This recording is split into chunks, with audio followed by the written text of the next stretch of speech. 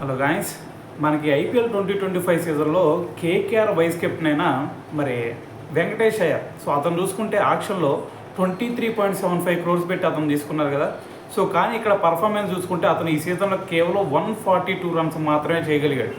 అయితే మరి దీని మీద చాలామంది కూడా ట్రోల్ చేస్తూ ఉన్నారు. అసలు ఇన్ని కోట్లు పెట్టి తీసుకుంటే ఇంత దారుణమైన ప్రదర్శన చేస్తున్నాడు అని చెప్పేసి కూడా చాలామంది కామెంట్లు చేయడం జరిగింది. అయితే మరి దీని గురించి రీసెంట్గా మరి వెంకటేష్ అయ్యర్ని సపోర్ట్ చేస్తూ రహానే కూడా మాట్లాడటం జరిగింది. అయితే రహానే చెప్తుంది ఏంటంటే మనకి ఇప్పుడు ఎన్ని కోట్లు ఇచ్చారు అనేది ఇక్కడ మ్యాటర్ కాదు. సో ఏ ప్లేయర్ అయినా సరే ఇప్పుడు 20 above crores తీసుకున్న ప్లేయర్స్ అయినా, లేదు అంటే 1 or 2 crores తీసుకున్న ప్లేయర్స్ అయినా సరే మైదానంలోకి రాగానే, లేదంటే ప్రాక్టీస్ సెషన్లు అయినా సరే, సో వాళ్ళ పర్ఫార్మెన్స్ అందరూ కూడా సమిష్టిగా కృషి చేస్తూ ఉంటారు. దాని తర్వాత వాళ్ళ పరిధిలో ఏదైతే ఉందో సో దానికి సంబంధించిన దాన్ని మాత్రమే ఆలోచిస్తారు.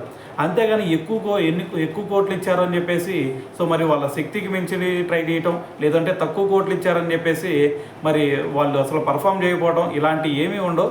సో నీకు క్రికెట్ పర్ఫార్మెన్స్లో వచ్చేసరికి మరి మ్యాటర్ అనేది ఇక్కడ మరి మనకి మనీ అనేది అసలు మ్యాటరే కాదు. కాకపోతే ఇక్కడ ఏ క్రికెటర్కైనా సరే కొంచెం ఒడిదుడుకులు ఉంటాయి. సో మరి కొన్ని సీజన్లో చూసుకుంటే మంచి పర్ఫార్మెన్స్ ఇస్తారు, కొన్ని సీజన్లో చూసుకుంటే అటర్ ఫ్లాప్ అవుతూ ఉంటారు. సో ఇవన్నీ కూడా గేమ్లో ఒక భాగమే. సో కాబట్టి దీన్ని మరి మనకి ఆక్షన్లో ప్రైస్తో లింక్ చేయొద్దు అని చెప్పేసి కూడా మనకి రహానే అయితే మాట్లాడటం జరిగింది. సో దాని తర్వాత ట్రిపులర్ అదే రింకు సింగ్, దాని తర్వాత ఆండ్రే రసెల్, దాని తర్వాత రామన్దీప్ సింగ్. సో వీళ్ళు ముగ్గురు చూసుకున్నా సరే లాస్ట్ ఇయర్ చూసుకుంటే వీళ్ళు ముగ్గురు మంచి పర్ఫార్మెన్స్ ఇచ్చారు. కానీ ఈ సీజన్లో చూసుకుంటే వీళ్ళు ముగ్గురు కూడా అటర్ ఫ్లాప్ అయిపోయారు కదా. సో ఏదైనా సరే మరి ఇటువంటివి క్రికెట్లో మరి ఇలాంటివన్నీ కూడా సాధారణం.